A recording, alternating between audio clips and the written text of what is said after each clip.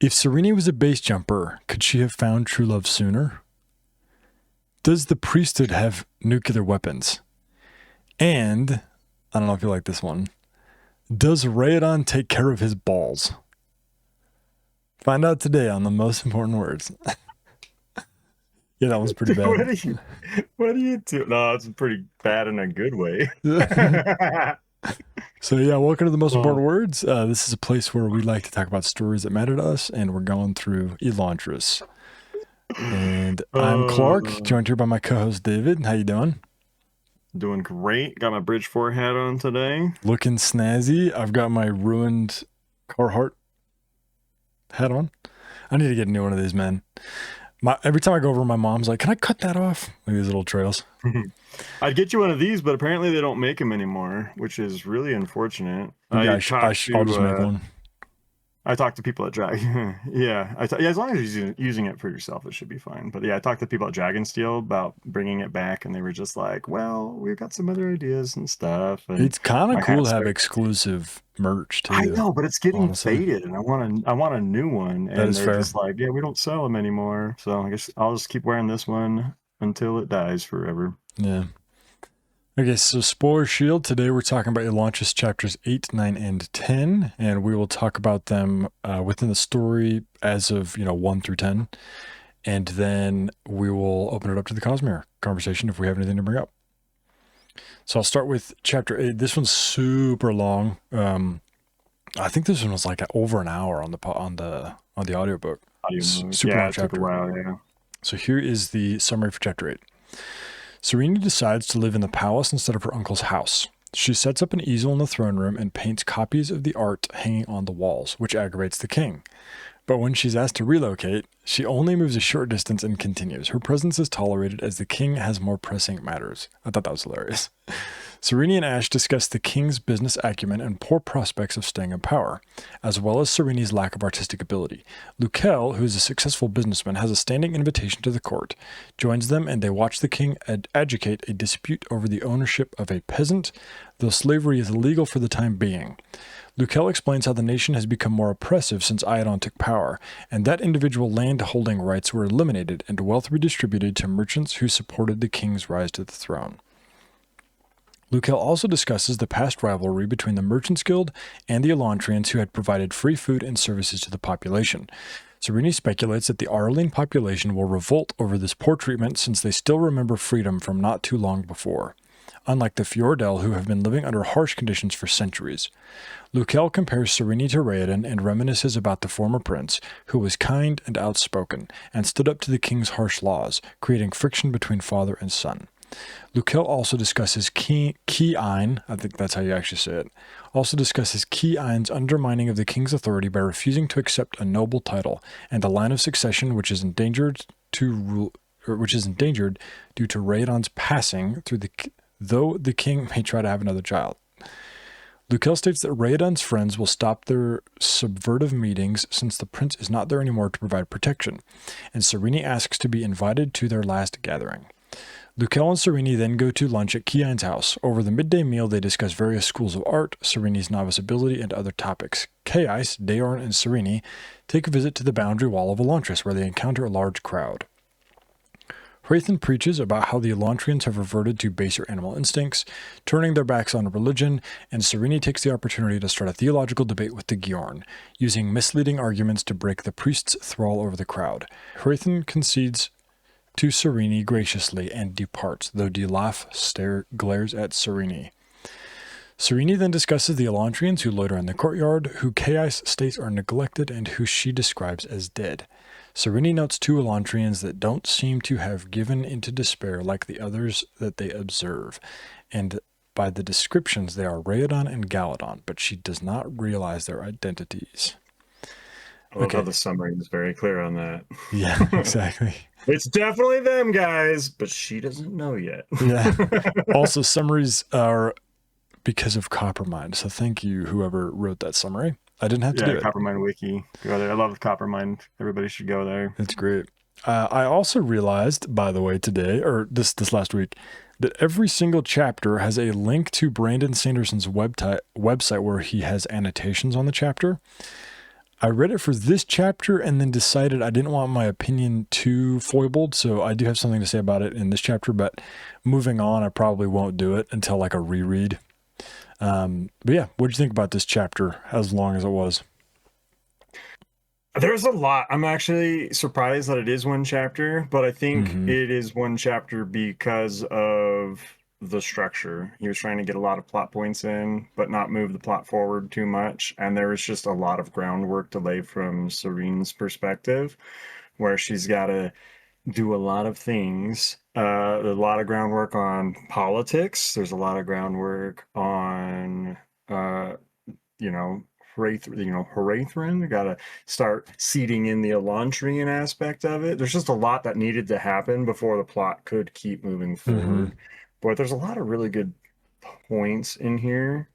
Um, the biggest thing was I really, and you kind of talked about this a little bit in the annotation. I don't want to take too much of your thunder here, but like the fact that the kingdom is run based on money. Like if you have money, you're the royalty, and that's kind of wild that that's how the entire system was built. And yeah, that's pretty crazy. What are your thoughts on that? Yeah, that's a super interesting way to rule, I guess.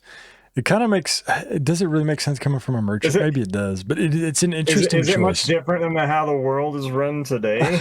You know, like I mean, I'm not trying to Yeah, dude. pick Well, fights, but anyways, but you think about it, like if you've got yeah, a lot of money, like that's we don't have royalty in America, but like if you're a billionaire, yeah, you're not wrong. you have authority and power that like other people, even elected officials, don't have. It's Yeah, crazy. 100%. And like, there's so much controversy and I mean honestly like conspiracy theories but might actually be true of all these powerful people who do these crazy things, and I don't want to get into any of the specifics, but we definitely have a couple things going on in the world right now. It is April of 26, and it's like there's a lot of powerful people that seemingly are involved in some things that they shouldn't have been in, and there's seemingly no repercussions. Again, maybe power, money. I guess one difference between the It's just a more Elantris, formal, yeah. yeah, is yeah, this is a lot more like in your face. Like I have $1 billion, therefore I am, vice president. Or obviously it's not like that, but it's a little more subtle in the world today. But obviously, if you look, you can see that yeah, these rich people have. It seems like more power than the poor folk, which is interesting. Yeah, Right? speaking of wealth, one point that I wanted to make that I thought was kind of interesting is Luke Hell. It says, I've got on page 87, he talks about how he's super rich. I'm one of the most successful merchants in the city, cousin, which is just interesting. So presumably this guy is around the same age as Serene. I don't think they're too far apart, maybe within 5 years or so. I could be wrong there, but that was Yeah. my assumption. Let's see if I can find an age on him. Yeah. I mean, he's recently married. He just recently came back from the university, so that seems like, college age traditionally, so 20-ish. I don't know how it's like in this world, but He's done with university and he's married. I assumed he was like late 20s. okay, it's like almost 30 maybe. Yeah, because he's been through universities, he's married, he's has a successful business already. You know what I mean? He had to have Yeah. done all that stuff. Like he couldn't have set up his business while in university, I'm assuming. So there had to be some time Yeah. period afterwards. Okay, so I have a question So about that. So he says they just got married recently, right? Did they just get back mhm. from university recently? Or, because my assumption is that he just got back from university like 3 months ago. Like, did you get that impression, or is that just only me? I don't think I got that impression, Okay. but Because my impression, basically, my thing is this guy's fishy. How the heck is he one of the most successful businessmen in the country and he just got back from university? Like, that doesn't make sense to me. So maybe my presupposition on his timeline is just simply incorrect. But still, it's a little weird that he's pretty young and super rich. But at the same time, doesn't it kind of make sense? He's Kian's son, so maybe I'm, steps yeah. it's Although, from the previous marriage. yeah, well, he's from Kian's wife's previous marriage.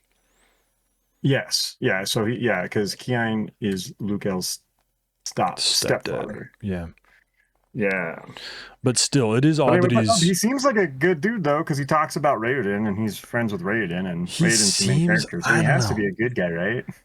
You'd think so. I got some fishiness about, I don't know. It Something is about him seems weird. it's because you just have a bias against rich people. You just hate anybody that's got True, dude. money, had to do something bad to get it. Therefore, this guy is probably a scoundrel. True, dude. Yeah. Calling you out on Yeah. it. Well, okay, we'll see what happens. There is a little bit too that he went to university in Svordel, which is under Fjordell Yeah, control. So maybe he was like true. You could have indoctrinated when he gotten them was hooks in there, away. yeah. I don't know. So anyway, that's something to track. Okay. And then interestingly, we find out about one of the reasons that the merchants did not like the Elantrians. So we actually have a motive for the fall of Elantris, perhaps. This is on page 89. The Merchants Guild was an autonomous organization, and many of its members didn't get along too well with the Elantrians. You see, Elantris provided free food for everyone in the area, something that made for a happy populace, but was terrible for the merchants. And this is such an interesting dynamic. And Brandon kind of brings this up in his little annotation. Like, what is the purpose of money in this type of an economy? It's quite interesting. Like, why would you need merchants? Why would you need gold, etc., if you can just get all these things for free? Like Right? food is one of the base necessities of life, you know? And if you can just get it for Drives free, economies, drives nations, yeah. yeah. So it then talks about how they basically had like a deal struck with the Elantrians, basically saying that the Elantrians would only provide the basic items to the populace for free.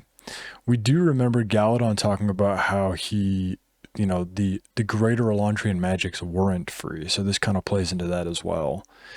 It just seems like an interesting deal, by the way. Like, I get that it's important for the merchants to have this, but why does it make sense for the Elantrians to even strike that deal, and what did they get out of it? Like, that seems like an interesting thing to track. I don't really understand that perspective.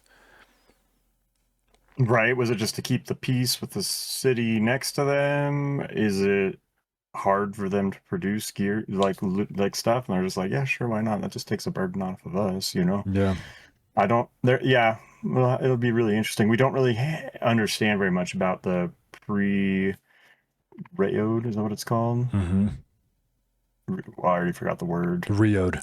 I think the Rayode? Yeah. Yeah. The Rayode. We don't know that much about them yet. So it's just like, Yeah, we I don't. don't know. They were weird. Yeah, but we do have a motive now for the fall of Elantris. The merchants didn't like them because they were getting in the way of trade. And money is so important to Iadon that all of the people who are rich have positions of power in his new government. And he was the leader of said Merchants Guild when Elantris fell. So I'm not saying this has to be, it's like Clue. It's like, does he have a motive? And he clearly did. Could he have evolved if, oh, suddenly they're gone and I'm the king? Yeah, exactly. Big motive, Yeah, exactly. In addition, we know that he was against Raodon going to even get healing. I think it was a broken arm or a broken leg. And his Yeah, he had a broken bone, and his yeah. mom wanted to take him there. And so that doesn't make sense from the merchant standpoint. It seems like he was kind of just annoyed with them in general, probably because of this, and he just kind of didn't like them. It seemed like there was prejudice beyond just they're getting in the way of my profits, like maybe that was the start of it, but it seems like he definitely didn't like them. Otherwise, Exactly. why would you not want your kid to be healed? So that's interesting. Well, he kind of hates Raoden, so. True, actually. Yeah, but I'm assuming.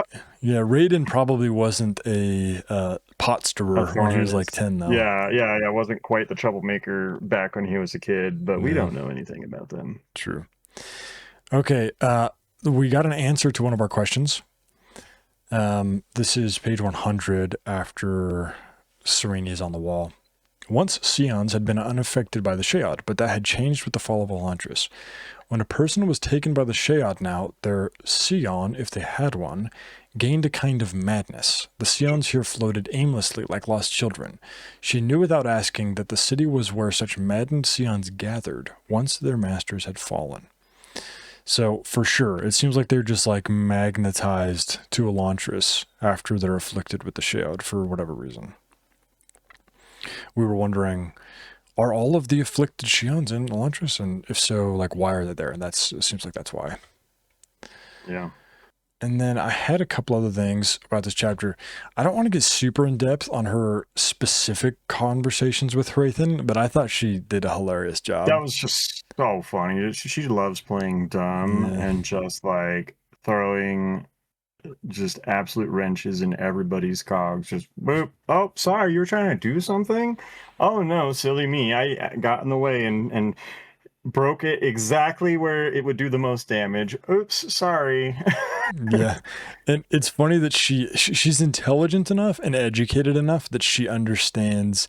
Well, she's also self-aware, right? She talks about how in an actual debate, there's no way I would stand up against a full Yarn.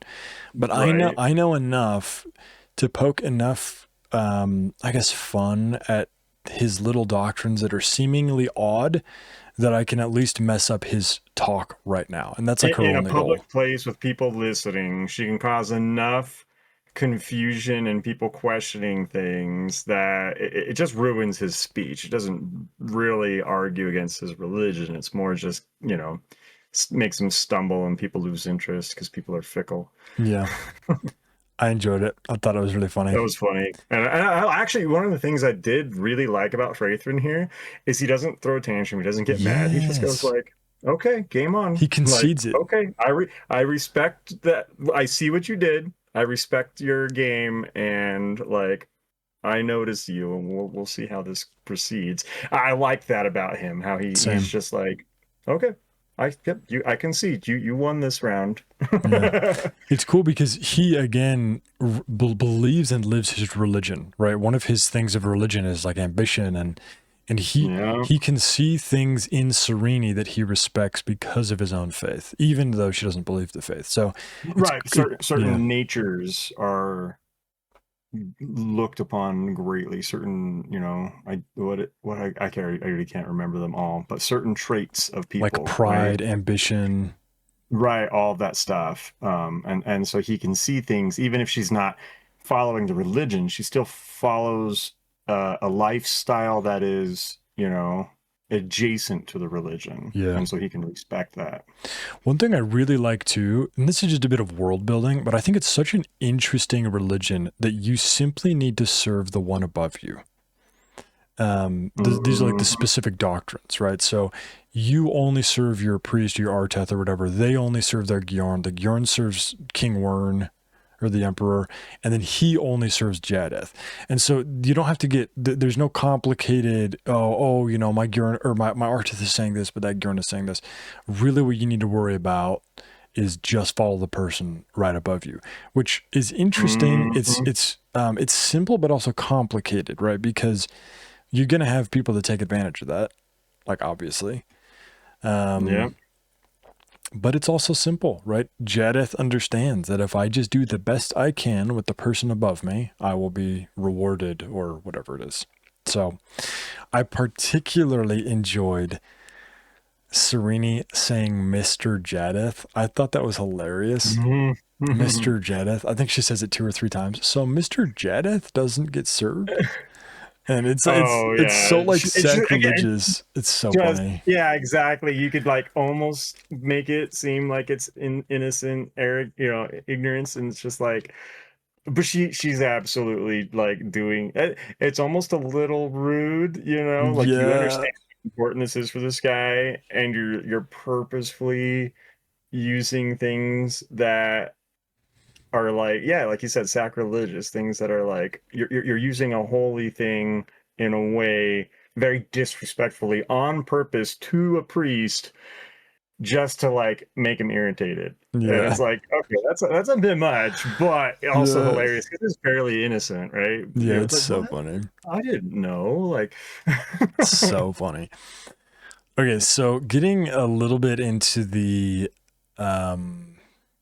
what's it called? The annotation by Brandon. I really thought this was interesting that he talked about how Caius and Daorn are extremely intelligent children, Hmm. and he wanted to almost mimic what Ender's Game does. Have you read Ender's Game? Yes. So in Ender's Been a Game, while, but yes. bit of a spoiler, Ender and his two siblings are essentially extremely intelligent kids, and Brandon kind of pokes, maybe, I don't know if criticism is the right word, but he kind of bears the question, would kids this intelligent be thinking like these kids do, i.e. would they be thinking like adults? And he wanted Caius and Daorn to be intelligent children but immature because they're kids, and so he wanted to kind of explore that type of a dynamic in his own book, and that's what he did with Caius and Daorn, which I thought was pretty interesting. Did I ever tell you about my story about reading Ender's Game and taking tests for multiple kids in my class in junior high? Oh, yeah, that's a hilarious story Let me tell it that really quick because I think it's you can hilarious. tell. Yeah. Okay, so in seventh grade, or maybe it was eighth grade, we essentially had homeroom. And it was like 20 minutes, and you were able to go to the library during this time and take tests for various books that you've read. So essentially what this was a motivation for kids to read books outside of school. And when you took tests for these books, it would just be like a quiz, right? Like, what happens when this happens?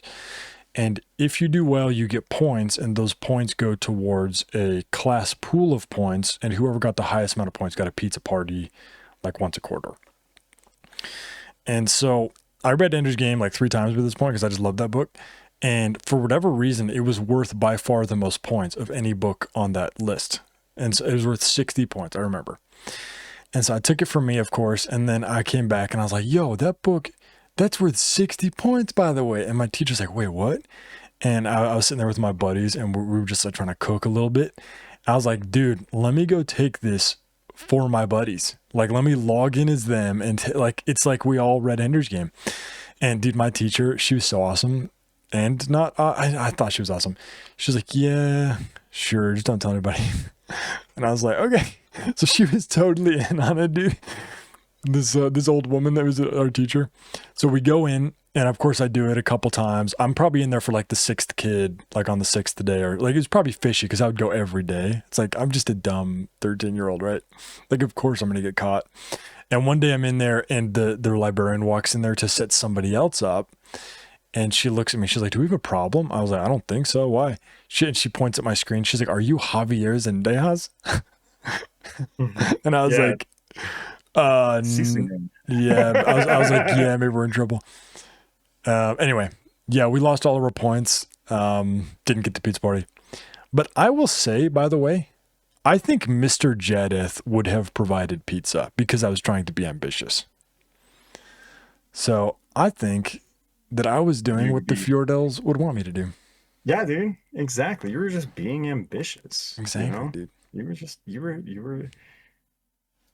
Yeah, that's such a funny story though. As kids, man, you just So find, dumb. okay, I can help you with that. That sounds great. Yeah. Yeah. Let's get a pizza party. Oh man. By that's the so way, funny. dishonesty is incorrect. Always tell the truth. Don't lie. That was not a right thing to do.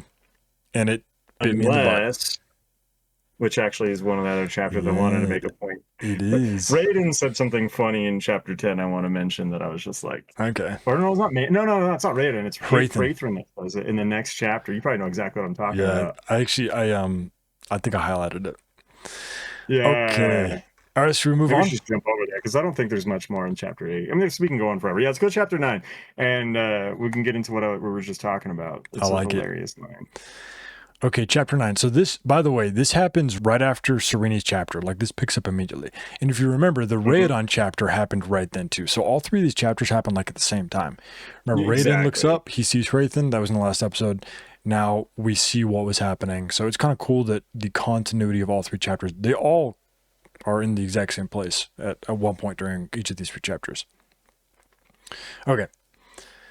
Chapter 9. Hrathen professes admiration for Serena's rhetorical skills. Hrathen and Dilaf debate about converting Teod to Shudareth once their work in Arlon is completed, with Dilaf predicting that Teod would be destroyed by Jadeth due to their I don't even know what this is, instrangience.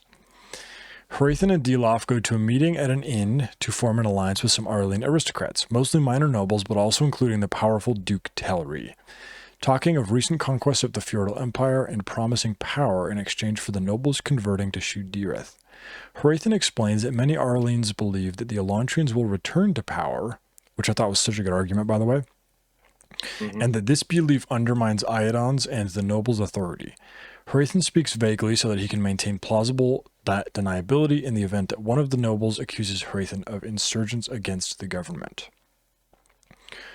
Warren muses that it will be a lengthy process to establish Shudireth and Arlon, but Hrathen counters that the Jesker mysteries were banished from the Doolittle Republic in a very short time span, and that the Elantrians fell from power suddenly as well, and that Shukoreth has been in great decline and has now followed in only two nations, Arlon and Teod.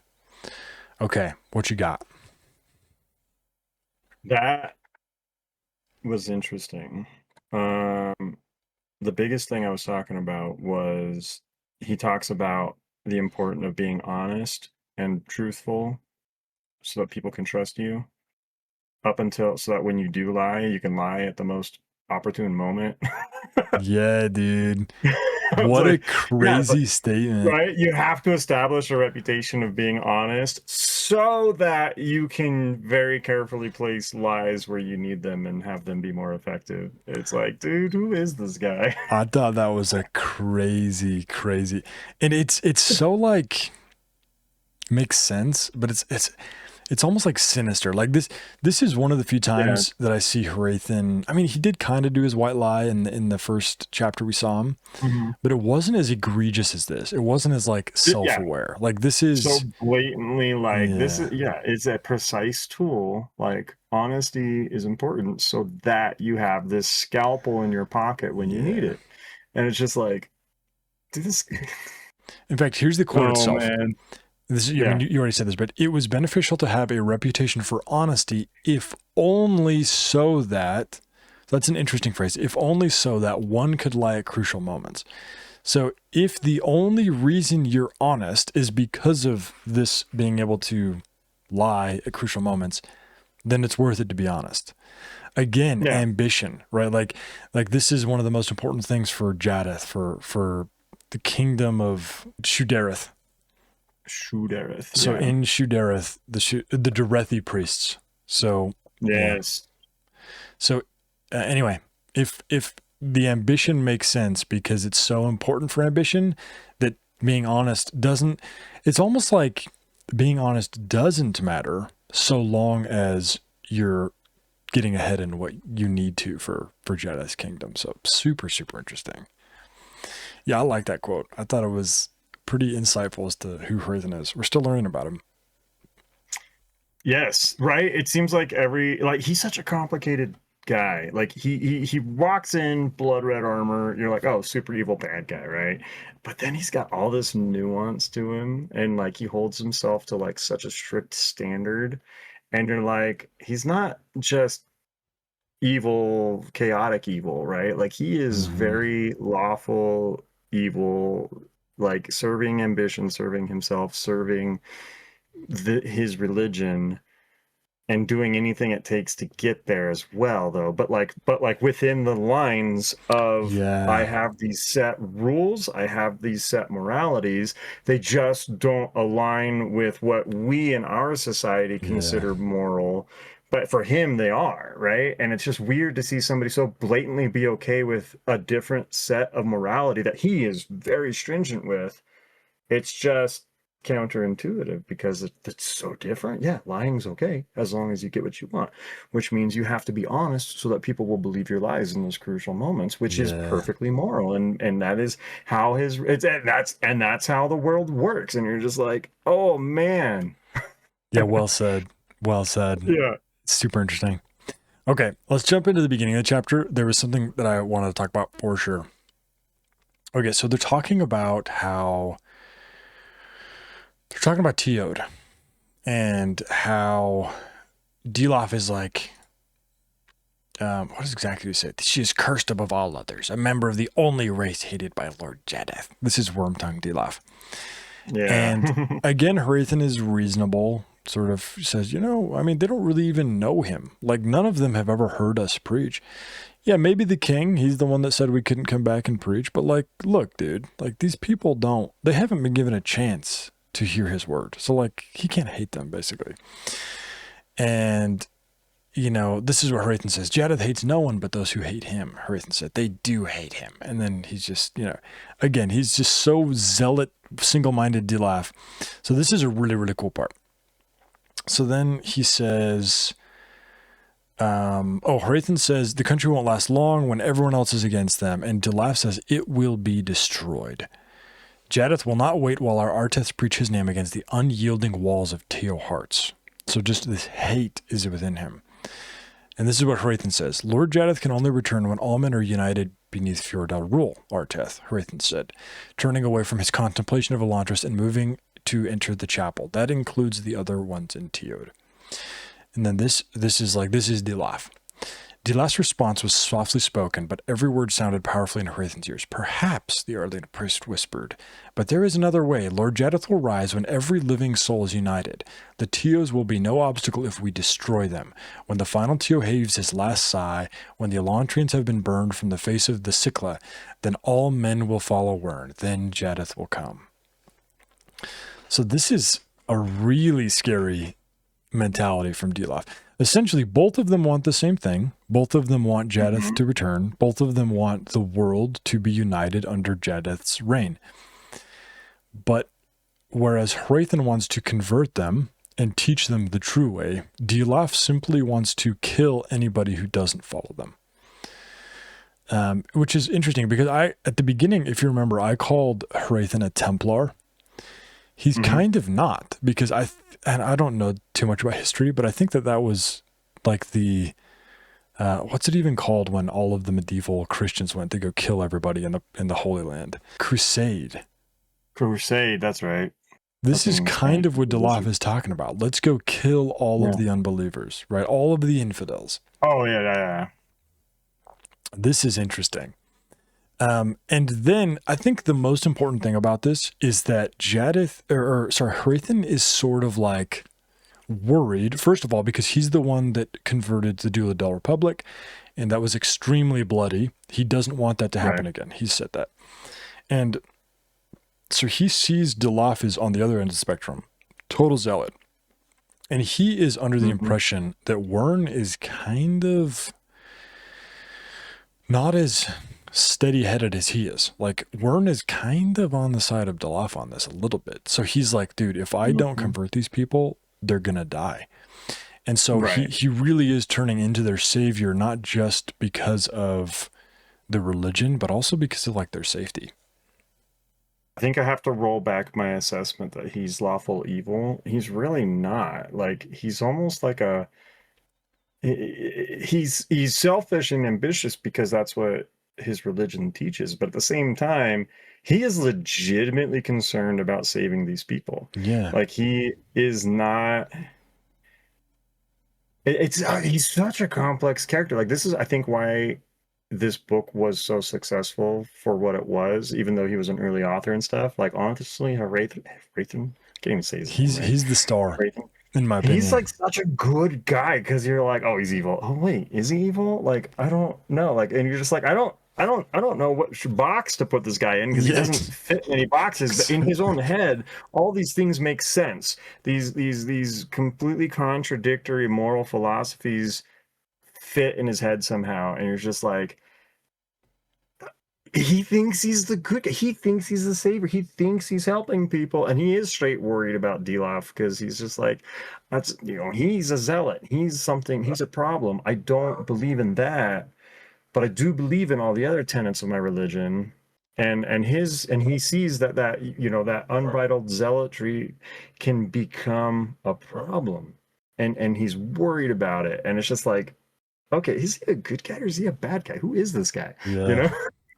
He's definitely an antagonist, but I like antagonist. Him. Yeah. But he's very, and the fact that he's such an interesting character. I like it. Yeah. Okay, one more thing I wanted to point out. So we talked about how their goal is for all living sort of beings to be under Jaddeth, and that's when he's going to return. So I Right. wrote this down. Surely this, the return of Jaddeth, would never have happened had Elantris still been around. It seems that Lord Jaddeth maybe helped the Riot come along. And so now I actually have two differing parties that have motivations for destroying Elantris. One of them is the Merchants Guild because of what we talked about earlier. And the other one is, let's have Jaddeth come back. And there's no way you would go and fight Elantris Prime, right? Like proper Well, oh yeah, Elantris. you'd be disintegrated, right? Yeah, and Like, so there's another or whatever it is they motivation. do. Yeah. So there's a motivation for him, for Jaddeth, or, the kingdom of the Dorethi priesthood to, the Fjordels, they have a motivation for the fall of Elantris as well. Plus, they call them heathens. They talk about, all the sacrilegious stuff they're doing. So there's ample motivation for the Fjordels to have been a part of the downfall as well, which is interesting. Okay, this is kind of a prediction thing. So on page 110, so after this whole conversation, this is sort of the last phrase of this section of the chapter. This is what Hrathen says. Great Jaddeth below, ... Hrathen whispered, invoking his deed, his name. Right or wrong, he didn't want the blood of an entire kingdom, even a heretical one, on his hands. He must succeed. That's actually interesting. Right or wrong, he didn't want the blood. Ooh, wait. This is coming to me right as I'm reading this. Right or wrong, he didn't want the blood of an entire kingdom, even a heretical one on his hands. Okay. This means he cares more about the blood of the people than he does his commandment or whatever. Right His or wrong? mission to come over here to save these people, to convert them. Like he does not want this entire city to fall. That's what I'm saying. Like That's he legitimately super wants to interesting. save these people. And he's doing it the way that he can think of, which is converting them. I don't even know if it's so much like he's like religiously, like, you must be converted to be saved. It's more like, guys, like, you don't understand what's on the horizon, and if you don't join us, you will be against us and you will not survive. Yeah. It's very much it's not a eternal salvation. It is a physical salvation. I don't know how true this is, but it seems like, as faithful as he is, there are some things that Lord Jaddeth could command him of that he would be pretty uncomfortable doing. Right or wrong, he didn't want, the blood of an entire heretical nation on his hands. But anyway, back to the Lord Jaddeth below. That's an interesting phrase because normally we say God above, right? So Lord Jaddeth below. So going back to page 37, this is actually Hrathen's first chapter. This is the sort of scriptural scroll that he's been given by the king. Behold the words of Jaddeth through his servant Wern Wolfden, the fourth emperor and king. High priest and son, your request has been granted. Go to the heathen peoples of the west and declare to them my final warning. For while my empire is eternal, my patience will soon end. Not much longer will I slumber within a tomb of rock. The day of the empire is at hand, and my glory will soon shine forth, a second sun blazing forth from Fjorden. Okay, so Lord Jaddeth below, he says he's in a tomb of rock, and we have this crazy chasm that opened in the south of Arlon. And so I don't know if those are connected, but just interesting. Interesting that Jaddeth is in a tomb, Lord Jaddeth below, this giant thing opened up in the middle of the earth. So connected, maybe, but I don't know for sure. But definitely interesting nonetheless. Right. Okay. That's, some good insight there. Something to watch for. Yeah, so we'll track that for sure. Okay, I basically have one other thing to talk about that I thought was interesting. Page 112, this is when Hrathen's speaking to everybody, and this is kind of at the same time he talks about the lie thing. But he says here, he's kind of telling these people, these noblemen what's going on. And there's this really interesting phrase here. He says, young Idan nodded enthusiastically. Hrathen pursed his lips with dissatisfaction. The boy noble has been too easily swayed. As was often the case, the most outspoken man was the least discerning. Ignoring Idan, Hrathen judged the expressions of the others. They were thoughtful, but not convinced. The more mature Telri sat quietly at the back, rubbing the large ruby on one of his rings, watching Hrathen with a musing expression. So it's a bad thing that this guy is so easily won. He then later says, those so easily won would just would be lost just as quickly. Right. So what a cool. So in the Bible, there is this parable called the parable of the sower. And it is a story that is about how people take specifically religious words, but I mean, I think it applies here as well. And there's this one where it says, some of the seeds were cast on stony ground. And it basically talks about how there's no roots, but they shoot up super quickly. And because there's no roots, then they just die off. But when the sun gets hot, basically. I think that is exactly this. I think Right. it is, yeah, it's just cool. And it makes me think about myself. Like when I get super enthusiastic about something, like just off the bat, maybe that's not necessarily a good thing. I just thought it was a really cool, like introspective thing that Brandon put in there. That's like a principle of life that Yeah, for I think, anything you do, if you do it right, you do it well, you do it for the right reasons, you research and make the decision instead of doing it on a whim, it Mhm. tends to be better. You tend to be more invested in it. You tend to, it's like if you do all the research and then you decide, yes, this is the thing I'm going to do now, your success rate is higher than just being like, oh, I'm going to go do this thing. And actually, it's harder than I thought. Never mind. Exactly. you Yeah. know? So kind of a cool philosophy from Brandon, just kind of shoved in there, but I thought it was cool. Oh, yeah. Yeah, that's he does a lot of that, just true philosophies that he believes in, kind of weaving them in there. And I mean, I think all authors do at some point, but it's cool because I think I agree with most of the ones that he weaves in here. Yeah. So in his books, yeah. All right. Well, that's pretty much all I had for. I do have something for the Cosmere afterwards, but I think I'm ready to move on to chapter 10 if you are, if you didn't have any other thoughts I'm about good. chapter 9. Cool. Yeah, we've been rambling for quite a while. Yeah. Sorry, guys. Chapter 10. Galadon creates a distraction in Elantris' courtyard, enabling Raoden to recruit 3 new Elantrian arrivals into his faction. Mare? A former Mare? housewife, Ril? Maybe it's May R. I think that when he has 2 letters next to each other, like Keine, it's not Keen, it's Keine. So maybe it's Yeah, I think so. He does like the Hawaiian pronunciation where each yeah, vowel is its own sound, even if there's multiple. Maare or something. I'm just gonna say Maare. That's probably wrong. A former housewife, Mare. Reisle, and a former handyman, and Saulin, who served as a soldier in Lord Eondal's legion. Raoden asks Maare and Reisle to build a roof for their headquarters, a former Karathi chapel. Raoden tells Galadon of his plans to build a sense of purpose for the Elantrians to improve their quality of life. Raoden and Galadon visit Eandon's base, and Raoden recognizes the gang leader as a former sculptor named Taean. Galadon deduces Raoden's true identity from careless comments, but pledges not to reveal it. Galadon reveals that he was an apple orchard farmer before he was transformed by the Sheod. Raoden does not quite believe him. Raoden inquires why they don't see any children, and Galadon replies that Elantris is too harsh of a place for them to survive long. Raoden encounters Ian, who reflexively reacts to Raoden's raised hand by approaching him, but the Sion shows no other signs of recognizing its former master. Oh man, so much going on. Yeah, this is a One cool thing, chapter. What do you got? one thing that before I forget is the En, the Seon. He talks about it.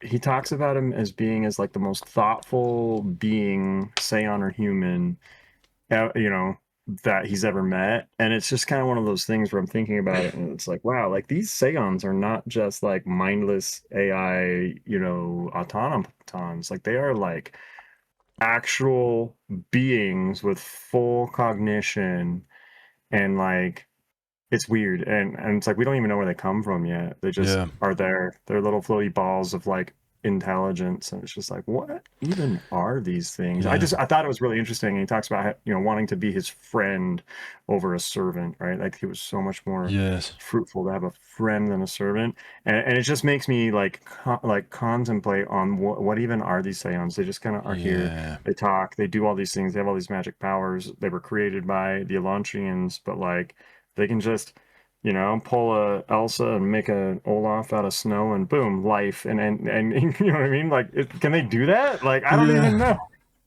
Like, it's just weird. We don't know enough That's about funny. it, but it's just fascinating that it's like, no, these are not just like dumb little automatons. These are like fully thinking Yeah, individuals, and it's just like fascinating that's to actually see really how yeah. That's a good is point. react. Yeah. There's Anyways, I like that. It's there's cool. there's a couple things that you made me think about as you were saying that. The first one is, so they have memories, right? And we know Ash is like hundreds of years old. Like I think, well, I Hmm. mean, I guess all of them are. Well, actually, I guess Elantris only fell 10 years ago.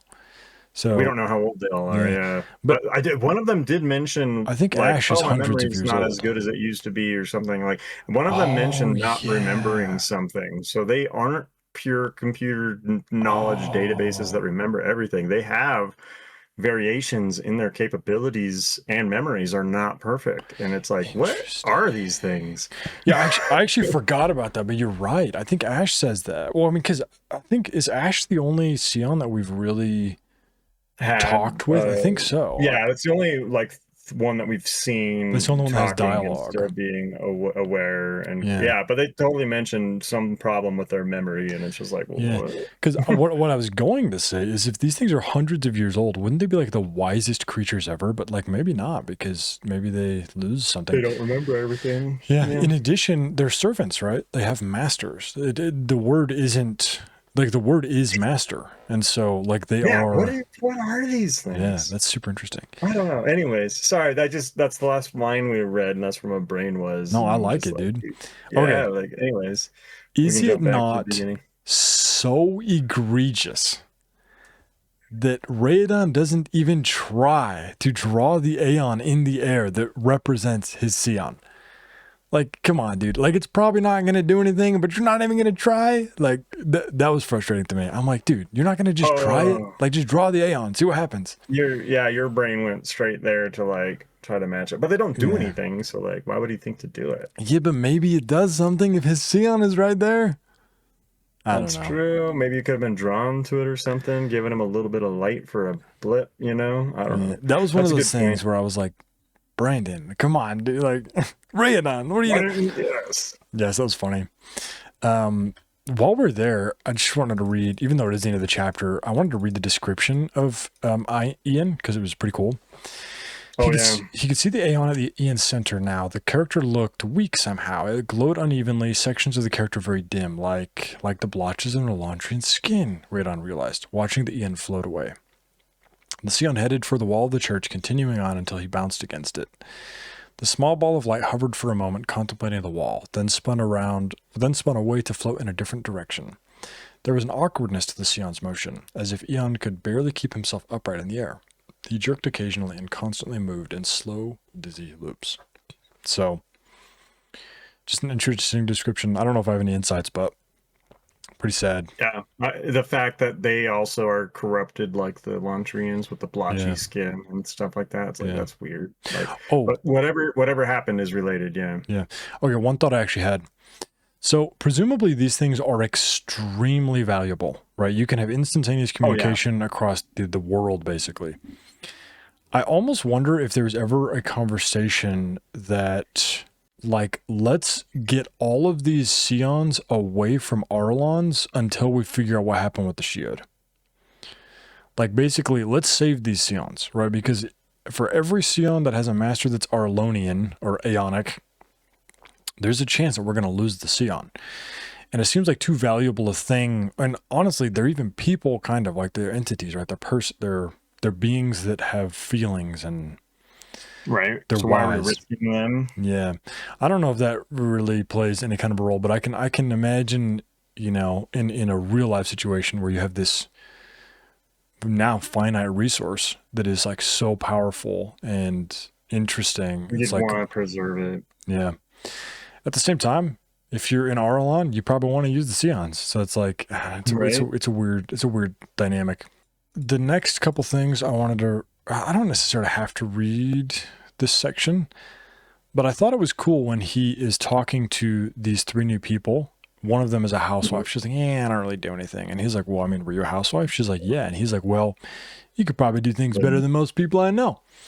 And Yeah. it was just so cool to see Raedan being optimistic and like understanding to this person who's now just afflicted with this horrible thing. And he is like you're a stud. Like just because you're a mom and you didn't have a job, like dude, you're awesome. Like I don't know. That was cool. I like that a lot. It's also something, by the way, you said he wasn't optimistic in like the first episode. He's True. like, well, he's less optimistic. He's more, I'm like, no, he's absolutely optimistic. And it's been said multiple times that he is an optimistic person. So I'm No, going you're to right. double down on that. He is No, you're right. optimistic. I can see. I think Galadon even uses the phrase, "Why are you so optimistic, Yeah, Sully?" they even create. Yeah, they straight use the word optimism Yeah. to. Yeah, I'm like, no, I'm doubling down. I was right. Yeah. Well, I think he's not optimistic about. Actually, no, I think he is. I was gonna Yes. double down and say he's not optimistic about the outcome, but he is actually. Like he, I don't Mhm. know if he He thinks he's straight gonna thinks he can solve. change. He thinks he can make things better, at least. Yes. He doesn't understand the end game. He doesn't have a goal. He doesn't understand anything yet. But what he does know is people sitting around starving and in pain and just wasting away is not helpful. He's like, we Mhm.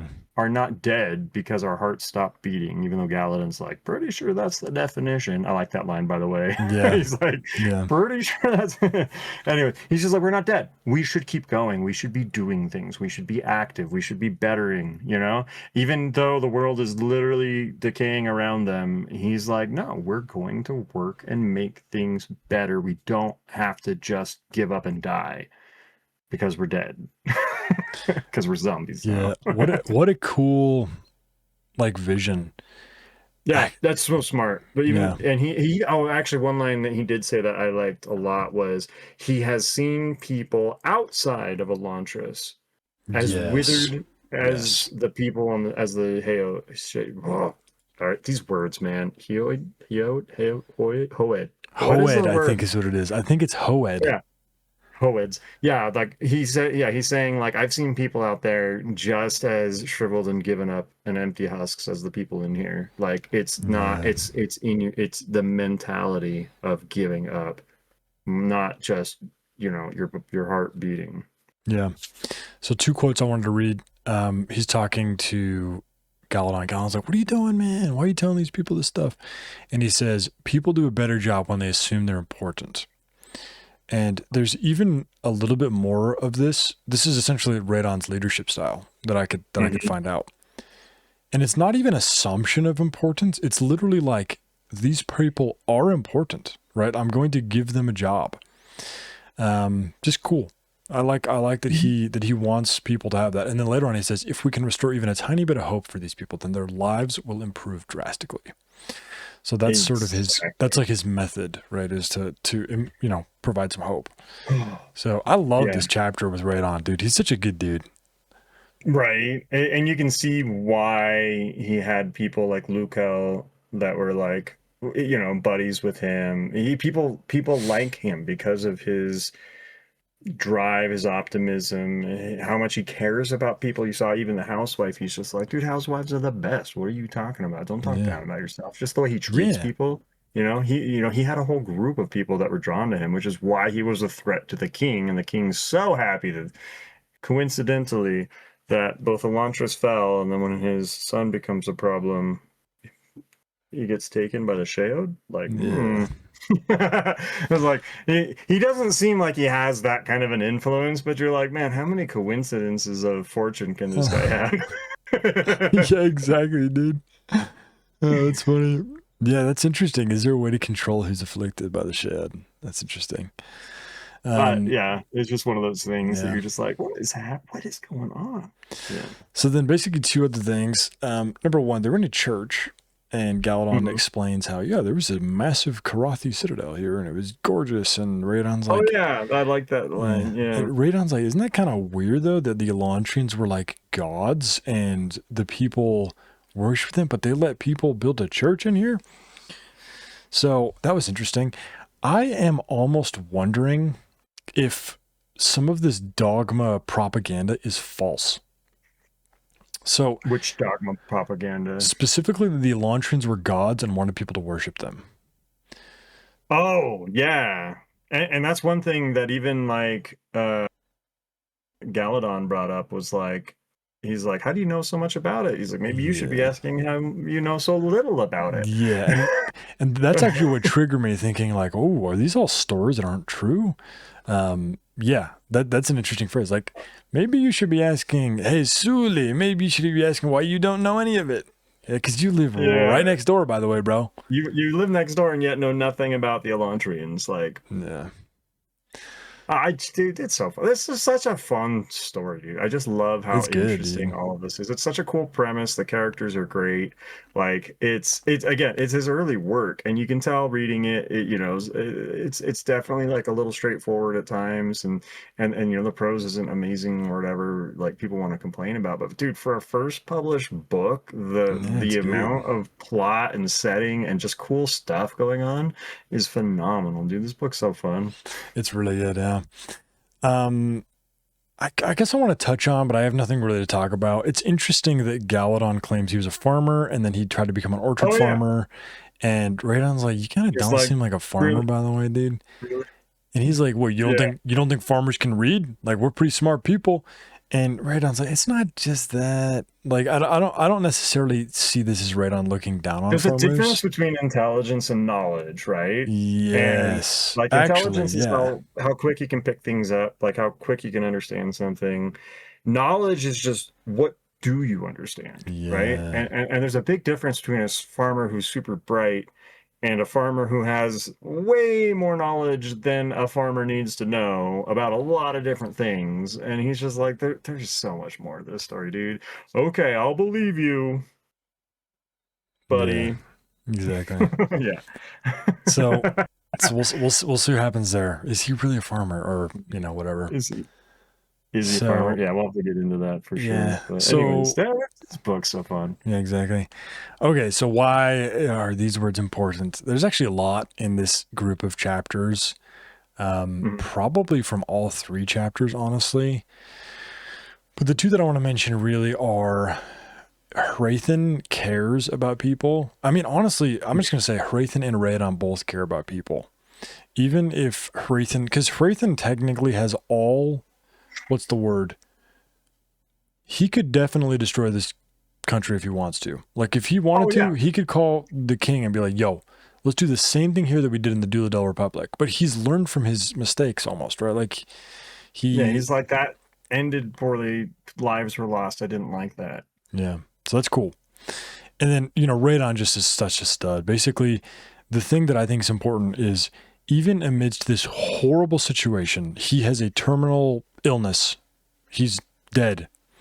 He is still trying to make the best of it he can. And the way he's doing that is like turning outwards. He's like letting other people know that you still matter. Like, yes, this Hmm. sucks. Like, you're dead and you're an Elantrian and you're going to get pains that never go away. And like, it's horrible. But this isn't the end, right? Like let's do what we can to help each other and There are to things we can do to improve. Let's yes, focus on those. Let's move forward one step at a time. Again, I don't think he has any idea where he's going, but he knows he can't just stay still and die.